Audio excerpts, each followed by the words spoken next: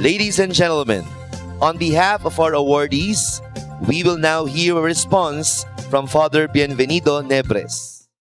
Secretary Ernesto Peña, Secretary Fortunato de la Peña, distinguished officials, my distinguished co-awardees, especially the young people here, members of our Philippine scientific community, good morning to all of you. I would like to, first of all, to thank Dr. Joel Coelho, President of PAASE, and the PAASE Board, as well as Dr. Gisela Concepcion, Chair, and the members of the local organizing committee for this distinguished honor. On my behalf, and on behalf of the inaugural class of recipients of the PAASE Distinguished Vanguard of Science Award. I think it's good to begin by remembering and paying tribute to the pioneers of where we are today, especially those who have gone ahead. Among our posthumous awardees today, our Senate President, Edgardo Angara. We worked many, many years together. Dr. Seth Foliosco, Dr. Roger Posadas, Brother Andrew Gonzalez. I think we worked with them for many, many years. For those of us who go back to the early 1970s, I do, we owe much to the leadership and generosity of Dr. Tito Mijares, Dr. Melesio Magno, Dr. Cristina Parel, and Professor Salvador Gonzalez. They provided support and resources for us, hosted our lunches and dinners when we really had nothing. It was also under the leadership of Dr. Emil Javier, a fellow awardee, that we finally established funding for the UP-ADMU-DLSU de La Salle consortium. To my fellow awardees, thank you for your vision and actually many sacrifices so that we may lay the foundations for the progress we have achieved today in science and technology. I have many conversations about beginnings with Dr. Esther Garcia, as well as with colleagues of that period, Dr. Joe Cruz, Dr. Willie Padolina, Dr. Paulino Tan. And we always tell stories, we still get together, tell stories of beginnings. In the 1970s, we only had 3 PhDs in mathematics, only a few more in chemistry, and all the PhDs in physics were theoreticians.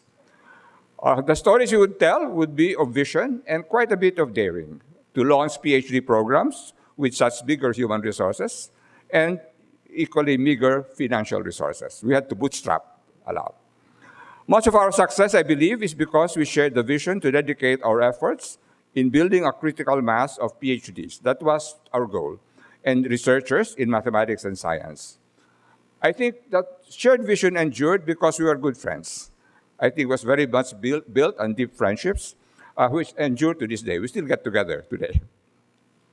Our success also owes very much to the outstanding drive and hard work of our pioneering batches of PhD students. We really owe very much to them. They labored under very Spartan circumstances compared to the younger people today. They have become part and have carried on the shared vision and deep friendships. We are where we are today because of our first PhDs. We are fortunate to have had the support of scientific colleagues abroad. Some of them we have forgotten. You may be surprised that the very first support we got from then Nanyang University in Singapore. It is gone now and has been replaced.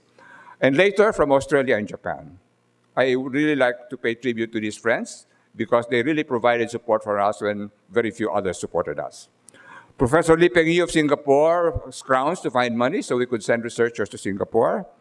Professor John Crossley of Australia worked hard to lobby with the Australian government so that eventually we got a UIDP funding for our students. And I still remember Professor Yukioshi Kawada bringing me to JSPS, Japan Society for Social Science, and asking them to please come and help us in the Philippines. These were very important links because they really assured us that we would be able to have our PhD students to do research abroad. Dr. Esther Garcia and I talk about sharing these stories, not just to remember the past, but because we still have a long journey to go to catch up with our neighbors. Sometimes we say, look at Vietnam. They're sending 2,000 graduate students for PhDs abroad. And we imply that the Philippine government should do the same. But the truth is, if we had a windfall source of funds to send 2,000 graduate students abroad for science PhDs, we would not be able to find them. While we are happy with our successes, the reality is that the Philippine universities with strong science and engineering, undergraduate and graduate programs are still much the same as those in the 1980s and 1990s. So Esther and I want to tell these stories because the younger generation has to carry on the vision of developing PhD programs and research in other regions and universities in our country. We forget that our universities have to be founded on strong grade schools and high schools. And the reason that Vietnam is so much better than us, I do not know if you know PISA, the Performance in International Student Assessment, the most important comparative examination for high school students in the world. And many years ago, Vietnam stunned that world because they were ahead of the United States, Australia, and the UK.